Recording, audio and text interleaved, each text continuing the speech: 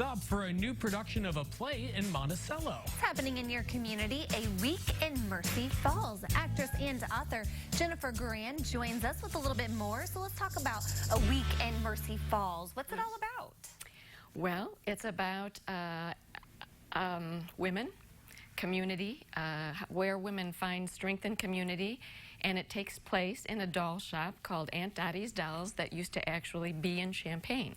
Oh, and is this one of the dolls that maybe inspired the story? Well, it is. This is a doll. The event in the play where one of the men comes in to buy a doll for his wife, and it's so expensive that he has to make payments, was actually a story from my life. I still have the original receipt from Aunt Dottie's Dolls. Wow. And the payments that he was making. Oh. So it's the beauty of the play is that it's really a collection of stories from women that I've known, and the stories are all true. I took those stories, put them together, and made a plot and put them in the context of a doll shop. So That's wonderful. So, you know, how did you decide to do that? I mean, obviously you're exposed to all these stories, but it's certainly Right. different before you put it into something and make it a production. yes, it all started with a conversation.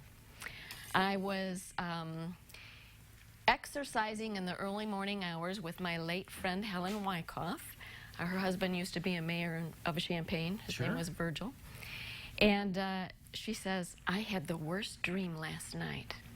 And I said, well, do you want to tell me about it? And she said, yes. And she said, I went to the church potluck and there were no plates. Now, this was pretty traumatic. And I said, well, what happened then? And she said, well, I went to the sanctuary, no plates. I checked the lobby, no plates. And I went back to the potluck, and the food was all gone. Oh, my. Well, I just thought that was the neatest nightmare for someone. Right. Yeah. There's And no so plates. I went home and I made a scene about it. Huh. I made up characters, made a scene, just put it on my laptop. Then the artistic director at Parkland at the time, her name was Randy Collins-Hard, they typically do a scene of one acts. And she did a call out to directors, because I had directed there before, and said, you know, who would like to submit one acts? And as a joke, I sent her this thing. Well, she emails me back and she goes, I love this. Just give it a beginning, middle, and an end, and let's make it a one act. Right. So I did. And then we did that, and she loved that, and she said, now write the play. So I thought, now that one act wasn't part of Aunt Dottie's Dolls, but 20 years ago, I had written a play called Aunt Dottie's Dolls. Now, it wasn't the way you see it now, it wasn't as complete, but I thought I could put those characters into the context of Aunt Dottie's Dolls. So I brought the two together, Yes. and that's how it happened. So what is it like to write and act in your production? Well, yeah, I wasn't intending on acting. I really wanted to just walk in and see it, but it's fun, actually. I just have a small comedic relief role, but it is really fun. A little cameo. Yes. Yeah, exactly. Yeah. How fun to be able to see two different ideas that you'd had kind of come together and now actually be produced. That's got to provide a special reward that might be inspiring to some of our viewers and listeners at home. Well, that is the reward.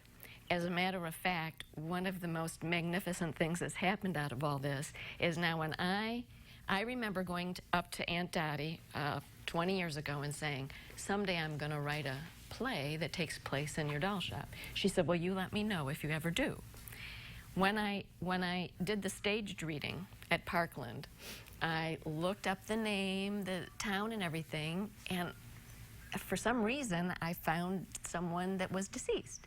Now there must have been two Dorothy Grimes.